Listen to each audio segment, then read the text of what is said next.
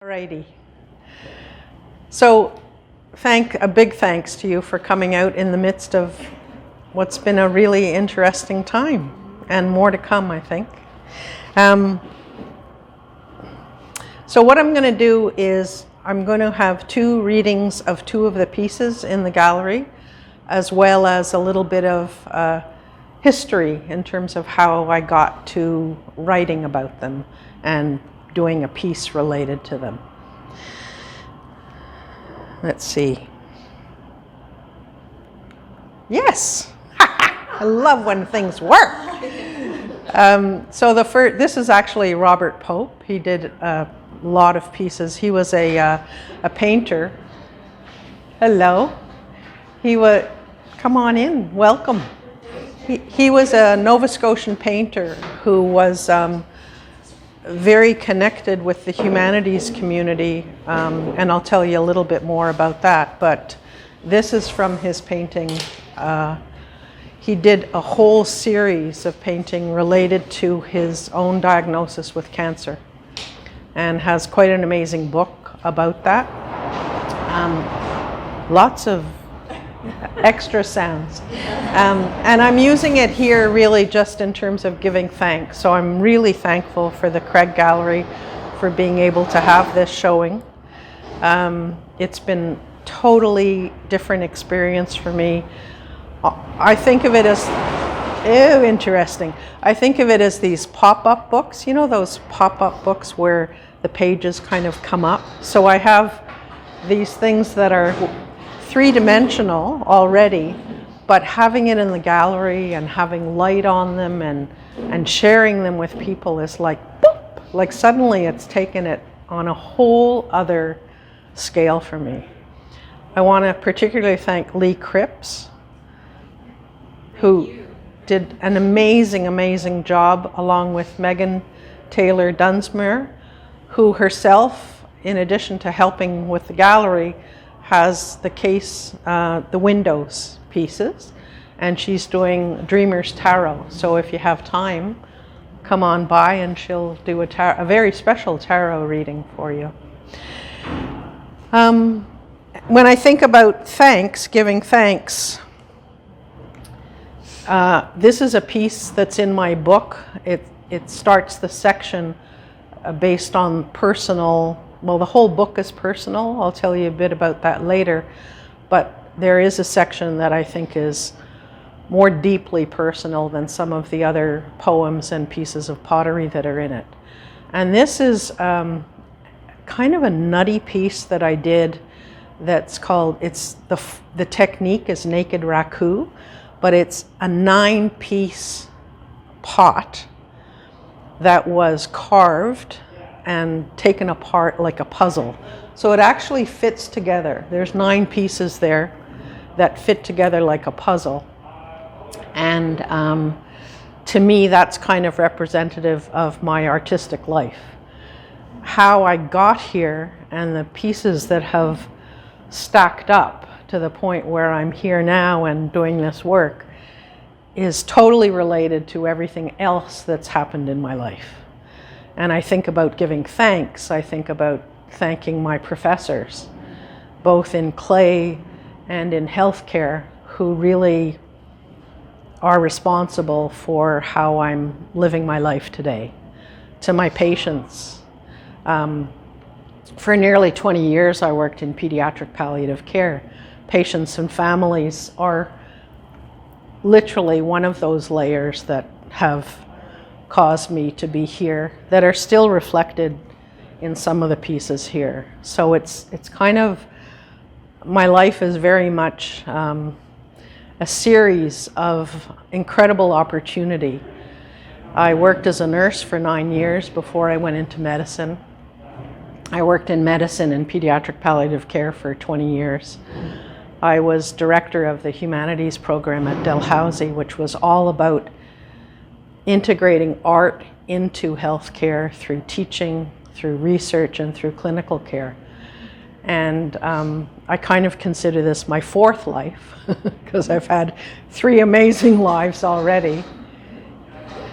Hey, you. And this 4th life is really immersion for me because of this crazy gift of time that retirement has afforded me, of being able to just go hook, line, and sinker into pottery and poetry. So that's the puzzle pot, and to me it represents all the different pieces that really stand on one another and come together as a cohesive piece. So I'm gonna share with you one poem that's not in the book. There's a couple of pieces here that are not in the book. Teatro Anatomical is not in the book, and that's this piece right here. And because none of us can travel right now, I'm gonna take you on a little bit of a tour to a place you absolutely can't travel now, and that's Italy. So when I was in medicine, I had great, fantastic opportunities to teach all over the world, in Israel, in Finland, in Italy, all throughout the United States and Canada. And in my retirement, I'm going to all these places, not for medical conferences now, but for pottery. And I went to this place, which I don't know if any of you have heard of, La Meridiana, which is an amazing, amazing school in Italy that is completely immersive in ceramics. It's all about ceramics. And I went there and I took 2 workshops, 2 week-long workshops. So where is La Meridiana? He did show me how to use the laser, but I'm afraid I'm going to do something with this, so I'm not going to use it. I'm afraid the last time I tried this, it reset the whole thing, so I'm technologically a real scaredy cat. So La Meridiana is in a town called Certaldo, but it's not even in the town. It's in a rural part of Certaldo in Tuscany. And this is what Certaldo is famous for: onions.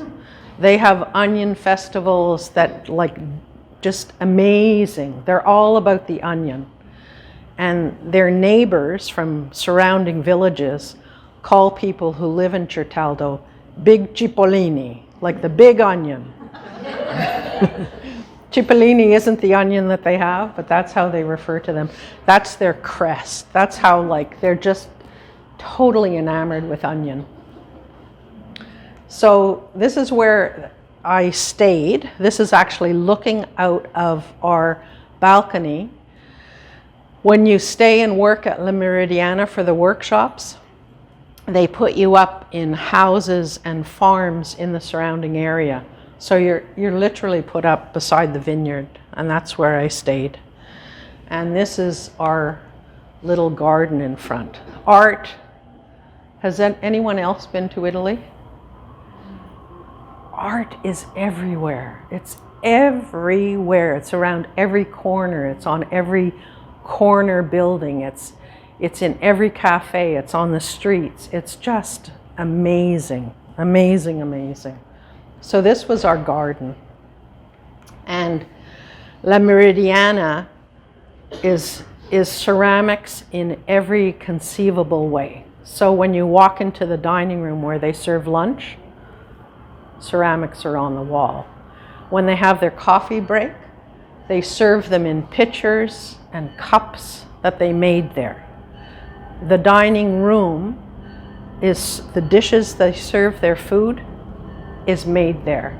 They cook in pots that are made at La Meridiana. So it's amazing experience, immersive in the ceramic world. So what happened was, before I went to Certaldo, I decided where am I going to fly into and fly out of? I'd been to Rome, I'd been to Florence before, I'd been to Milan. I hadn't been to Bologna. So I wanted to go to Bologna. There's a place in Bologna.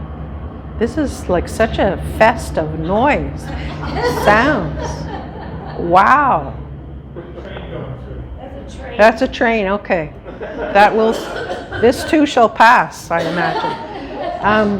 So in terms of Bologna, there is a university there that is currently a museum. And this is, as you, again, art is everywhere. So as you walk into the museum, this is covering the stairway. The stairwell itself, you can see the paintings and everything there. And where we're walking is to this room called Teatro Anatomical. And it's the first university in the world that taught anatomy. And that's what happens at that slab table. So that is where they used to do anatomic dissection, and they would show people, medical students, how to look at the human body. And all around the room are professors and people who were very important in medicine. So Hippocrates is carved there. Their professors in medicine are carved there. They also have these two figures, which are, it's a much nicer word in Italian, but they're literally skinned. So the skin has been taken off, and they are carved wood, showing the anatomy of all the muscles. Just absolutely beautiful, beautiful work. The place itself is very warm because it's all wood, but the benches are really hard. They are made for people who are learning anatomy to not fall asleep, you know, to stay awake. And that was the table, the marble table that was there. And hovering above that marble table was Apollo.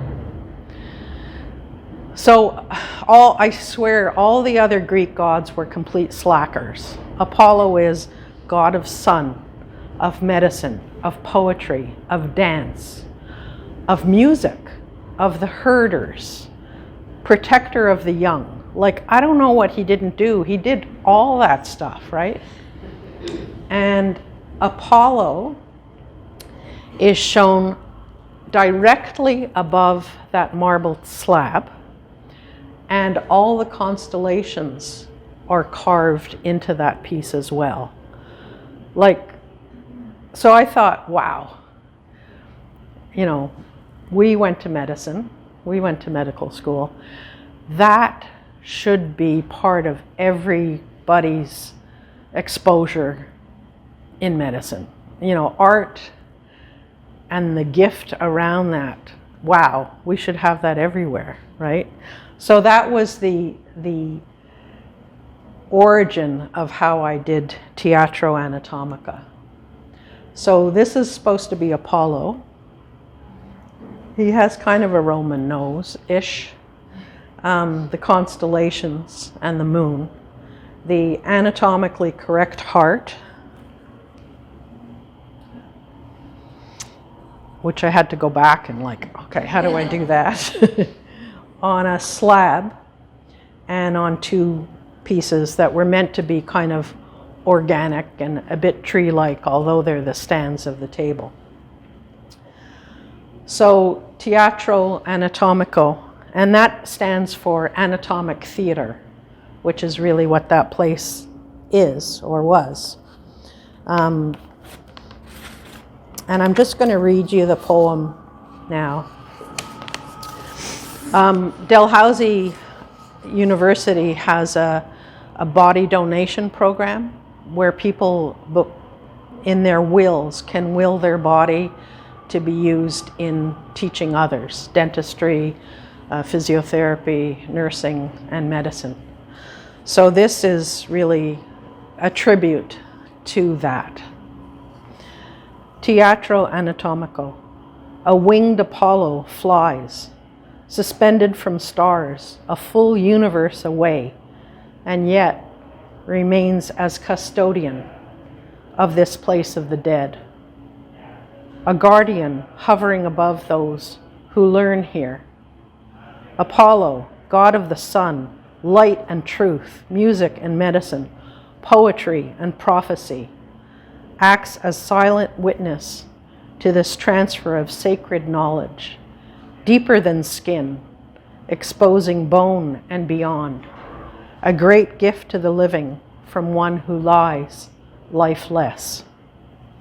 Encircled by gratitude, due and dealt respect, even though exposed on cold white marble, is wondrously able to touch others, who in death makes an impact on lives still unfolding, whose legacy teaches the living how to help and hope to heal.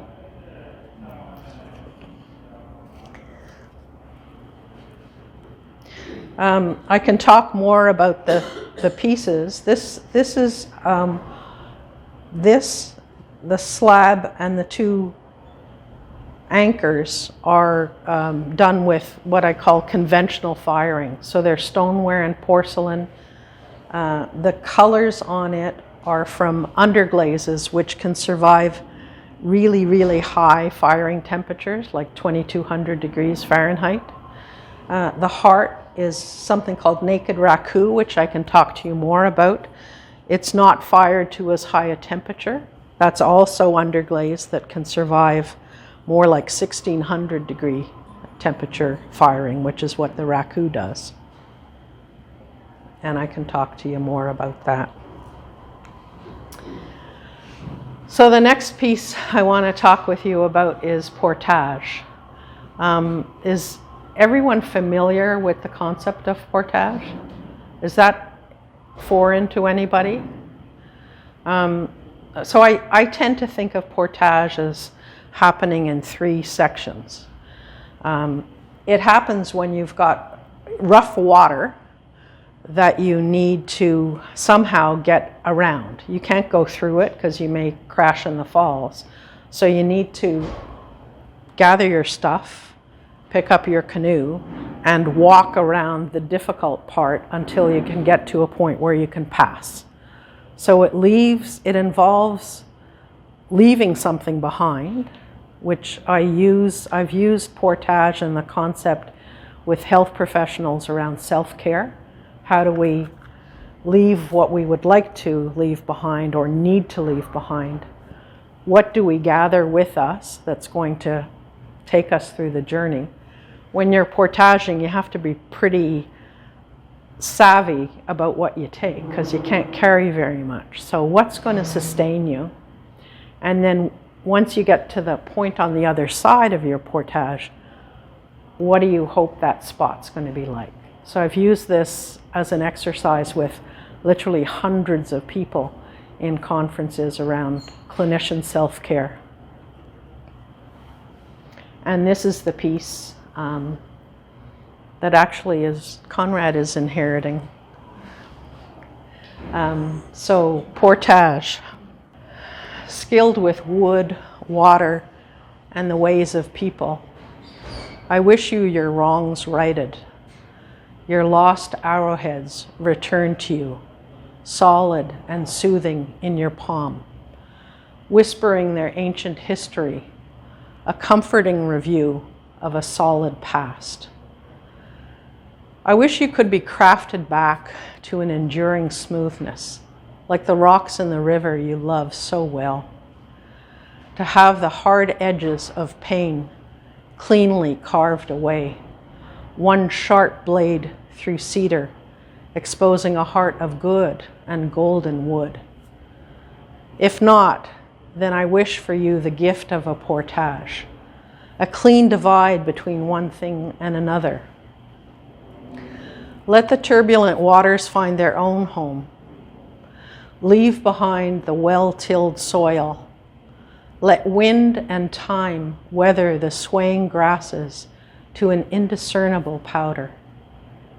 Travel sure and safe, bringing only what nourishes your heart and soul. Move on to where fresh waters are ready to cradle and carry you forward in celebration of a new beginning.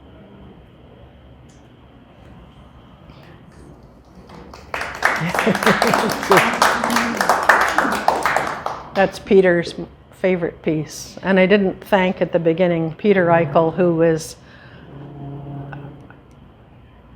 my best critic, like when I did Portage, I did one canoe and he said, what is that? I said, it's a canoe. He said, that's not a canoe.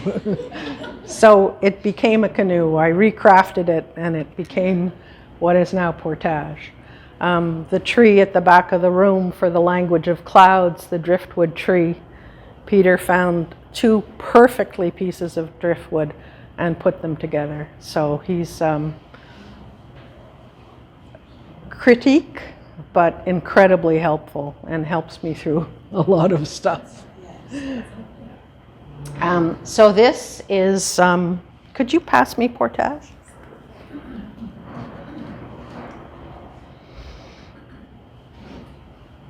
Yeah, he did that too, the stand that hooks on. So when I did a lot of people say, what did you do first, the poem or the pottery? And for the most part, it's usually the poem, and then I think of what I want to do for the pottery. For a couple of pieces, like this and the one bottleneck, the Canadian Medical Association Journal asked if I would do 3 new pieces of pottery accompanied by 3 new poems. So for that, it was almost the first time where I did both, kind of thinking of together, what was I going to write and make. So these represent the swaying grasses, the turbulent waters with a little sanctuary of island in the middle, and then the magical place of what's on the other side of it, along with a cute little, it even has seats in the little bar. Peter, my critique person, says, it should have another bar here for the guys. Like, okay, this is artistic interpretation. And this is all stoneware, so it looks like wood. I don't know, can you see that? So it looks like wood, but it's actually the natural stoneware, different colors of stoneware that have been wedged together and kind of marbled. So that's just the original natural stoneware. The rest of the piece is natural white stoneware that has speckle in it. This has stain, colored stain that's wedged into the clay and then marbled like that to look like water, and some eddies as well. And then this is kind of a fantasy part. You know, what does this imagine on the other side? And then the back of it is meant to look like a boat. And I did this specifically for a piece written in the book. So it was done in 2017. So you're getting a historic, a historic piece. Thanks.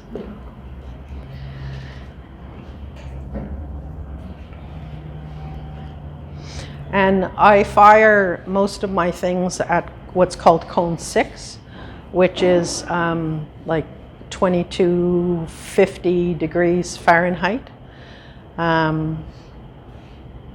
Yeah, pretty much, other than the raku, which I'll talk about later. So I've referenced my book, which Leslie Choice amazingly agreed to publish. He'd never published in color before. It was very exciting, really exciting. And I sent him, you know Leslie well, I sent him an idea. I said, I have this idea where I'd like to combine my pottery and my poetry in a publication. And he said, that sounds interesting, send me some. So I sent him a few poems and a few of my pieces, and he said, send me more. So I sent him more, and then he wrote back, he said, I'm going to publish it. So this was crazy exciting, just wonderfully exciting. I drove him insane with choosing the cover. He finally wrote back to me and he said, we don't usually have this number of like to and fro's. It's usually like, okay, I've got the design, you know, because I said, could you tweak this like a little bit? How about like this? So anyway, this is what we sorted out. So there's 39 pieces and poems. There's actually an extra poem because O Canada has 2 poems in it. And every piece of pottery has a poem to go with it. In addition, Ode to a Goose, which is here, had a musical score written to it by mutual friends of Peter and I. And it's there's headphones available and sheet music which you can take with you. And that is the piece that's has musical accompaniment as well. Gideon Feynman is the fellow who wrote the musical, composed the piece. And it was sung at the opening of a new campus in Oxford, England campus, university. Not Oxford University, it was Gatimus. I'm probably mispronouncing it, but in Oxford. And on the retirement of his, what do you call those guys? Principal, they're not really, headmaster. So that was done to the poem. The books are available online in bookstores. They're also available here. $23, that includes the tax already. And all profits, thankful to the Craig, they're not taking any commission on the books. All the profits are going to the Refugee Emergency Fund out of ISENS, which is the Immigrant Services Association of Nova Scotia, which is pretty wonderful that we're able to do that together. So the next piece of this is going to be an exchange. Questions, ideas, thoughts, anything that you want to ask about, will do. And thank you for coming. And it's amazing, you put out a certain number of chairs, added a couple, but it's like cozy, way less than 150 people here. Otherwise we'd be in trouble. So, thank you. So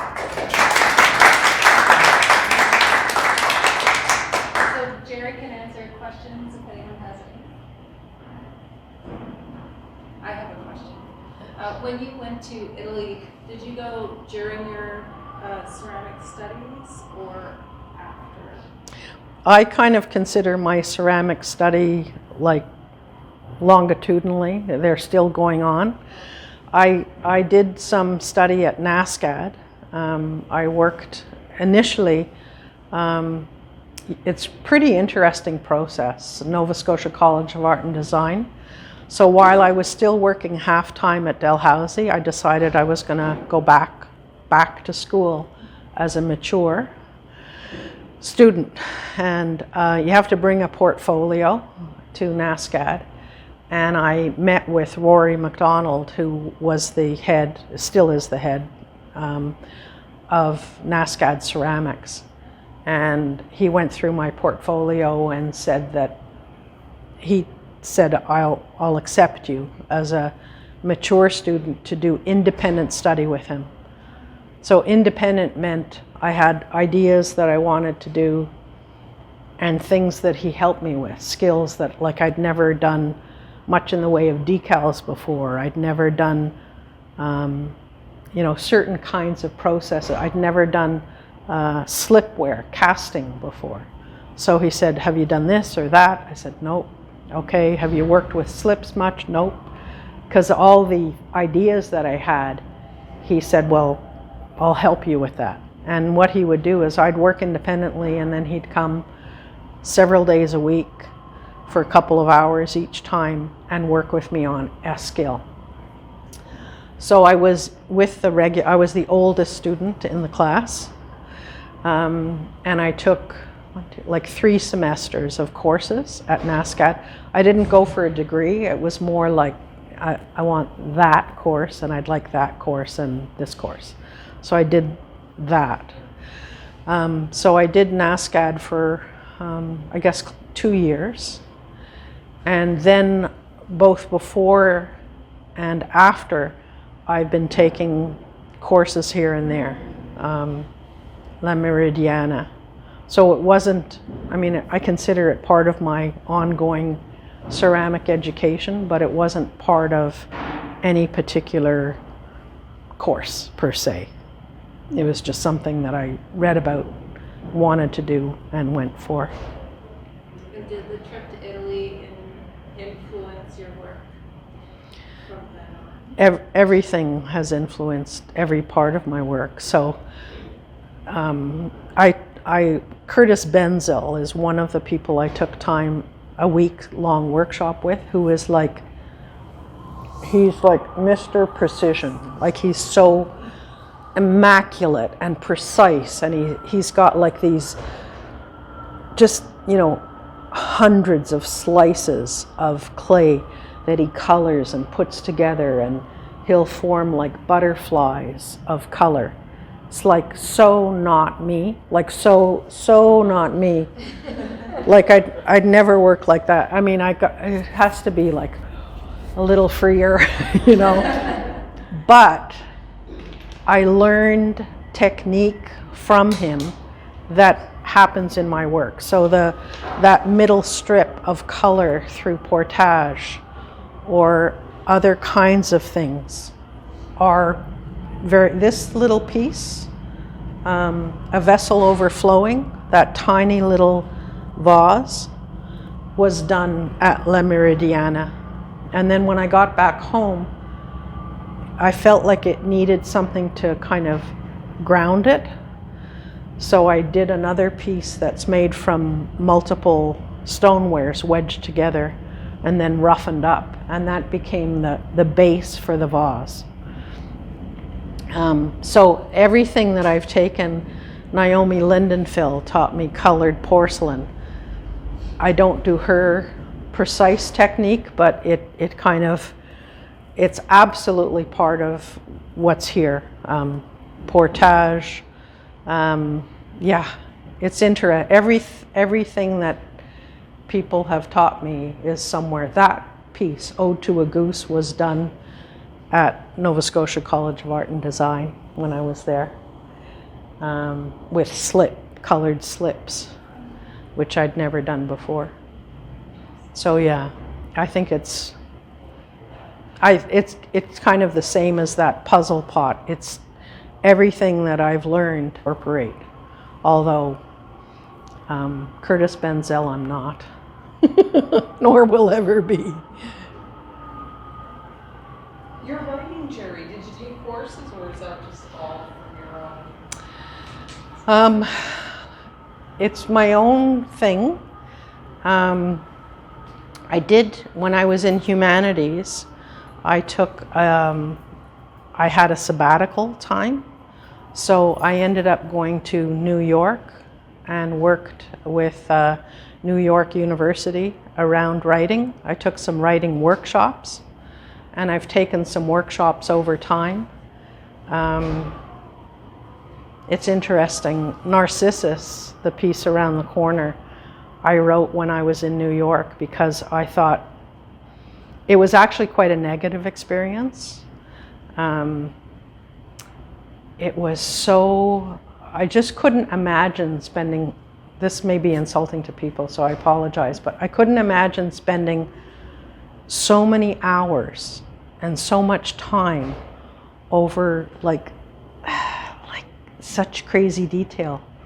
Like it felt like minutia to me, you know? It felt like they'd go through these arguments about, and I suppose just like everything, there's something that is of benefit, but I really couldn't see the benefit of doing that for hours and hours and hours. It was like, you know, wrestling over a word, you know? I just think, and that's probably my own life experience. I feel like life's too short for that kind of, I don't know. It just felt, so it was interesting. Again, parts of it I'm sure were useful, Yeah, not, but that wasn't so much me at all. Dr. Frager, I'm an artist as well and a writer, and I often say that my paintings and my poems dialogue with each other. Yeah. They don't illustrate each other, that they're different. One is more, paintings are more metaphoric for me, and my writing is more narrative. Yeah. And I'm wondering if you can talk about that relationship between your poetry and your artwork a little more, how they work. In my ideal fantasy world, I like to think that the sum is greater than the individual parts. Like, I like to think that this, along with the poem, says something more than having this piece alone without the poem. That's kind of my hope, my fantasy.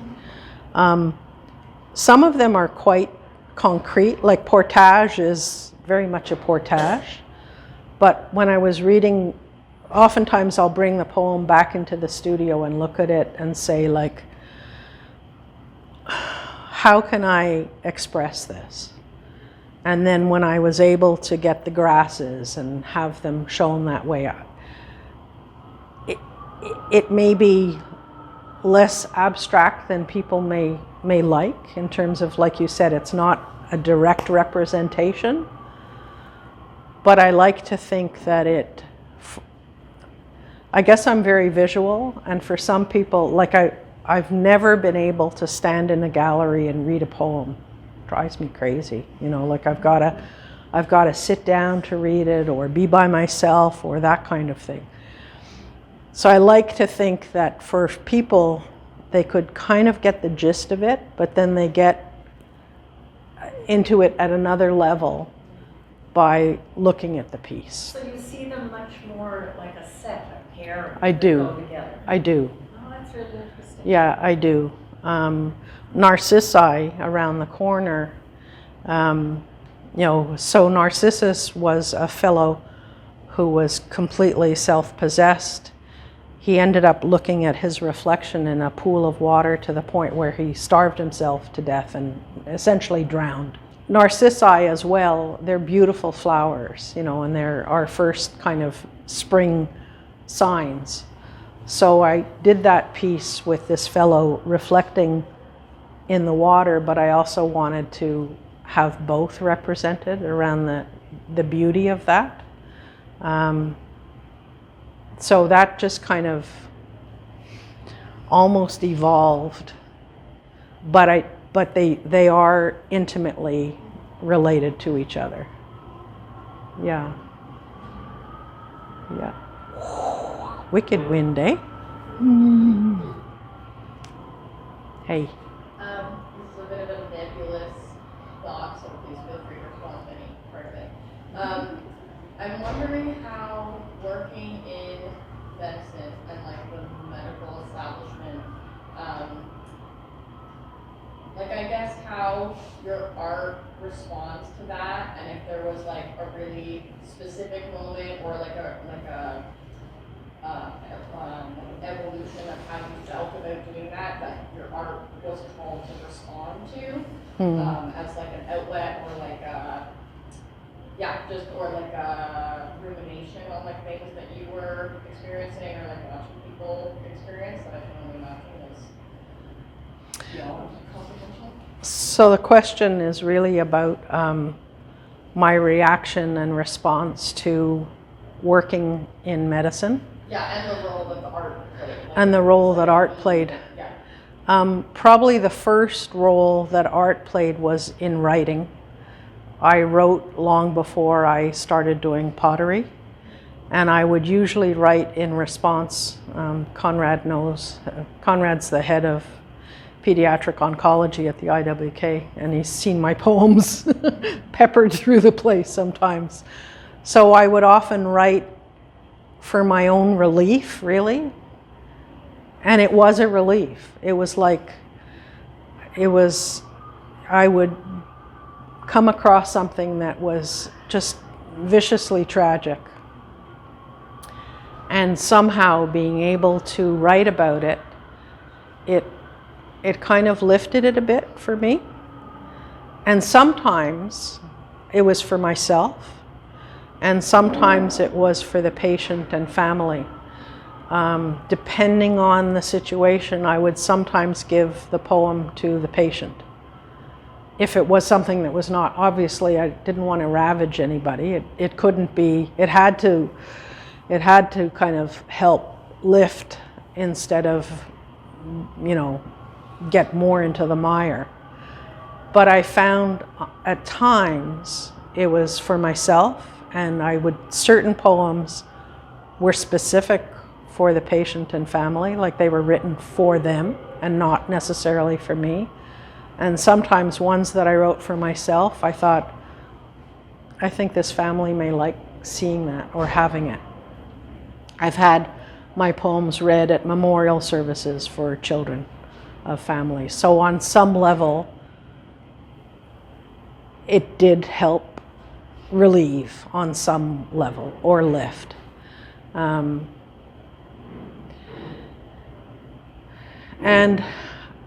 pottery for me came much later. I've always loved pottery. Whenever we've traveled, I've always come back with a mug or a bowl, or people give me pottery because they know I love it so much. And then in 2008, I thought, it's time for me to just take a class, go to a class. So there was a cooperative called Turnstile in Halifax that was here for quite a while. It's since gone, dissolved. But Wendy Shuren, who ran it, it was my first class with her. And it was such an incredible connection. From the first time that I threw something on the wheel, I was like, it was totally meditative. Like I felt like work just kind of like peeled off me when I was working on the wheel, or if I was hand building something. And it wasn't just, it's kind of like the way people talk about music. You know, it wasn't just that 2-hour block or that 3-hour block. It helped sustain me. And I'm quite convinced that I stayed working longer because I started doing pottery. Because it just really was so fun. It was so fun. And it gave me lightness, and I just enjoyed making things. And I love that I could make something and have someone drink out of it, or put flowers in it, or, you know, light a candle in it. That was just so neat. So that ended up being another way of lifting. And then I started thinking about how could those two join up. And that's where the book came from. And now I have, someone asked me, it's kind of interesting how these threads get connected, you know, and joined up. Even though you're weaving a new piece, it's kind of, you tie on from the previous, and then there's like a new something that happens. So the Canadian Medical Association journal, Writings and Pieces of Pottery, came from a presentation that I did at Dalhousie. And the woman who was moderating the session asked me to do those 3 pieces and pottery. And now someone from Canadian Physician Journal is saying, can you do a piece for us? And I love that they're asking for both together. I love that the Canadian Medical Association Journal didn't just publish the poetry, but they published the piece of pottery as well, because for me they are connected. So now, I mean, there are pieces that I do that are just autonomous, you know, there's no other poetry to go with them. But now when I write, I think, what could I do to go with it, you know? So now it's some of each. It's not always a package, but I often think about that. Yeah. I have one more question. Yes. Sorry. No sorries. I I'm just wondering if, all of your experiences, and I'm assuming that you saw a lot of tragic experiences with families in the past during your years of being a palliative care doctor. Does that still bubble up from you when you're working in play or poetry? These days, it's kind of reserved for my dreams mostly. I'll dream. I'll dream that I'm working all night long. The last major dream I had was Carol Homolka was in my dream, and she brought her son into emergency, and I was tasked to care for her son who was critically ill. I mean, really, like, where does that even come from, those dreams, right? But I know that it's part of my life experience, my work experience, that's what's coming from, as well as, she was in the news and, that kind of thing.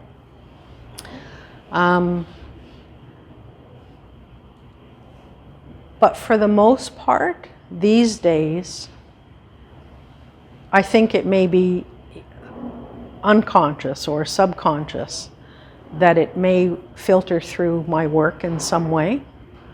I find it's probably, to this day, I think making pots are therapeutic for what happened before, because that doesn't, it stopped. I'm no longer working. And I loved my work. So I don't want to give you the impression that it was, horrid. It was fantastic.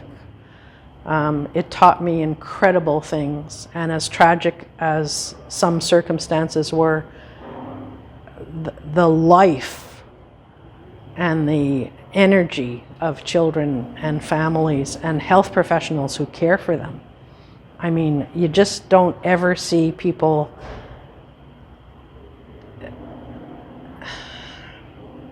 share and help lift one another up like you do, like I did. So that was incredibly positive, incredibly difficult.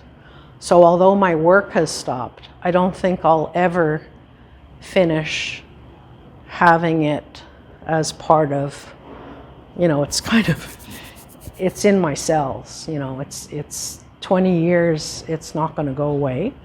But as far as consciousness, it's really only through my dreams. And sometimes I wake up, I'm like, oh, I'm exhausted. I swear I must have worked all night, But yeah. Well, thank you very much. That was amazing. Thank you. Thank you.